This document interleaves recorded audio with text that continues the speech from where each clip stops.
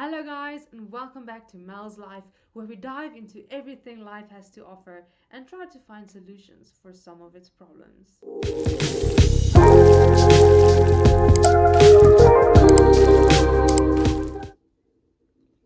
Okay, so in the last two videos, we took an in-depth look at introversion, with our final goal being to look at the link between introversion and overthinking. But before we can do that, need to know exactly what overthinking is, which is what we will be doing today. So let's just jump straight into it.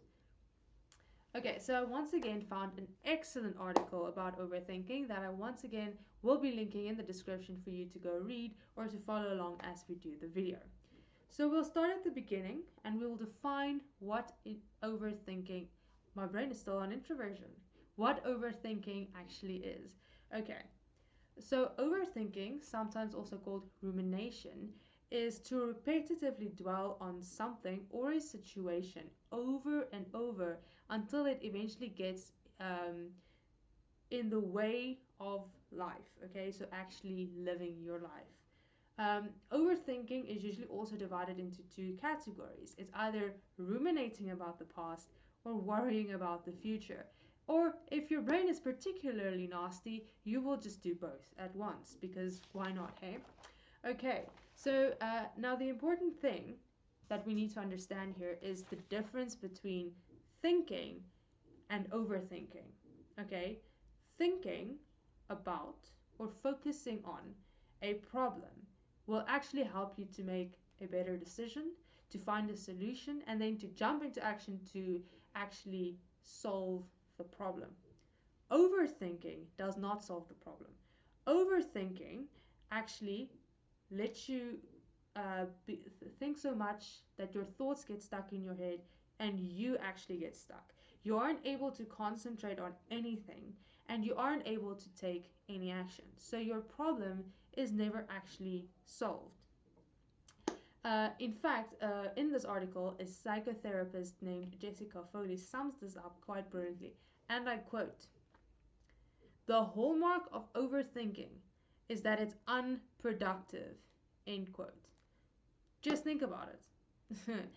uh, think, not overthink. All that time spent overthinking, it takes time away from the work that you could have done. It takes time away from reaching your deadline. And most of the time, it takes time away from your sleep. Okay, we all know these things usually happen at night when you're trying to rest. Okay, now when we looked at introversion in the last two videos, we debunked the misconception that introversion and shyness are synonymous. Today we're going to be doing exactly the same because overthinking can sometimes just be thought of as stress, but they're actually opposites. Now I'll explain. When you have a lot of thoughts about something or a situation in the short term, okay, it can actually be a good thing because it would be considered stress. But this stress is the type of stress that allows you to jump into action. It allows you to start working, to work harder, to make sure that you finish on time, that you reach your deadline. So it could be said that some overthinking in the short term, of course, or that bit of stress that allows you to take action, to work harder, to work smarter, is a good thing. It's when it comes to the point where it prevents you from taking action, or it becomes it interferes with your daily life or your well-being. That is when it goes to overthinking. That's when it becomes unhealthy. Okay, so now that we kind of have an understanding of what overthinking is, the next question we need to ask ourselves is, why is it that we overthink? So according to neuropsychologist Sanam Hafiz, and I do hope I'm pronouncing that correctly, overthinking is a way of trying to control a situation to feel more confident about what's going to happen next. Now, since most of us feel at the very least a little uncomfortable when we are in a situation where we do not have any control, it is no wonder that overthinking is a problem for us humans. Because as you know, in life there are always going to be situations where you do not have control. And you're always going to try and find control. It is what it is. That is the human condition. Okay, so the article continues. When you're overthinking, the brain switches to what they refer to in the article as analysis mode.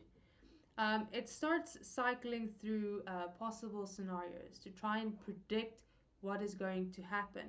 And this is an attempt to reduce your anxiety. And once again, this usually happens when you are trying to sleep. I know I cannot be the only one who has lied in bed imagining various scenarios. I know I'm not the only one. I know I'm not the only one. It wouldn't be a mouse live video without random singing somewhere in the video. Okay, now we have mentioned that overthinking prohibits any action. And that is because your brain can't actually easily shift out of the analysis mode once it's in that analysis mode, which is why sometimes with hyper intelligent people, when they start focusing on something, they call it going down the rabbit hole, because they will literally stop eating. That's how focused they are. It's hard for your brain to shift out of that analysis mode. Now, Sanam Hafiz continues to say, and I want to read this because it is a quote: the problem with overthinking is that our mind almost always comes up with another worry question. So not only does overthinking not help you solve your problem, it actually adds a problem because your brain just comes up with more things to worry about. Okay? Overthinking, according to this article, is also said to be more prevalent among people who are motivated by achievement, is what they say there.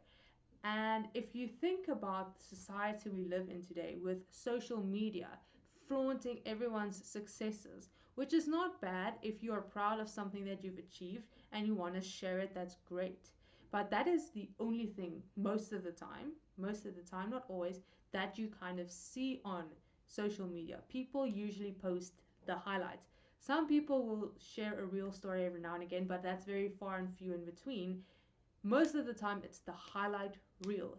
That just increases the pressure for people to excel, which is why, in my opinion, I think we have seen such a huge increase in the amount of people and the amount of overthinking in the population. So I want to close this video by just looking at the mental health aspect of overthinking, because obviously if you just think about it, it is not healthy. Now, overthinking itself isn't actually recognized as a mental disorder, but it is associated with various mental disorders such as anxiety, depression, OCD, and PTSD. It is described as somewhat of a two-way relationship, or as Hafiz describes it, a chicken and egg. Okay, so basically connected. So this is gonna blow your mind because it's really obvious, which is why that was sarcastic. Okay, you know, if I have to explain it, it takes away. But increased stress and anxiety and depression increases your overthinking. Who saw that coming? But here's the kick. Increased overthinking increases stress, anxiety, and depression. It's a positive feedback loop, which despite its name is in no way positive. Okay? Positive feedback loops can be found in the body. Very rarely though, it's mostly negative feedback loops where one thing increases so that something else can increase. Positive feedback loops usually aren't positive, as can be seen with this example. Hypervigilance is also sometimes, especially after a traumatic event, is also sometimes experienced as overthinking. Okay, because you're constantly analyzing situations, constantly thinking about threats, constantly thinking about what could possibly happen that could cause another traumatic event. So hypervigilance can also sometimes be experienced as overthinking. So Jessica Foley, that we spoke about in the first part of this video, describes it as the brain being stuck in upregulated fight, flight, or freeze mode. Now, in a regular situation where your body goes into fight or flight, so there's stress, there's something that you need to get away from or defend yourself from, your body increases the adrenaline, the cortisol, to increase your heart rate so that there's more blood and oxygen going to your muscles so that you can either fight or flight. Um, Sometimes it does happen where you just freeze up, but that is something else. But eventually, when you're safe, when you're out of the dangerous situation, your body starts calming down, it decreases the adrenaline, your heart rate starts settling and normalizing, and you go back into it's a parasympathetic, I believe, if my knowledge is correct. Now, the thing here is you are stuck in that fight or flight freeze mode, meaning your adrenaline is always really high, your cortisol is always really high, which means your stress is always really high. And as we just saw, increased stress increases overthinking, and overthinking increases stress. It's a vicious, vicious cycle, and it's a problem that needs solving. Okay guys, that is it for today's video. In the next video, we'll start exploring the link between introversion and overthinking a bit more, and eventually we will delve into finding actual solutions that actually work for actual people. That's a lot of actuals in one sentence. So I want to thank you guys so much for watching today. I hope you learned something, and please comment any thoughts you have about these topics down below. Even share your own experiences. For now, that's it from me. Thank you guys for watching. Have a great day. Bye.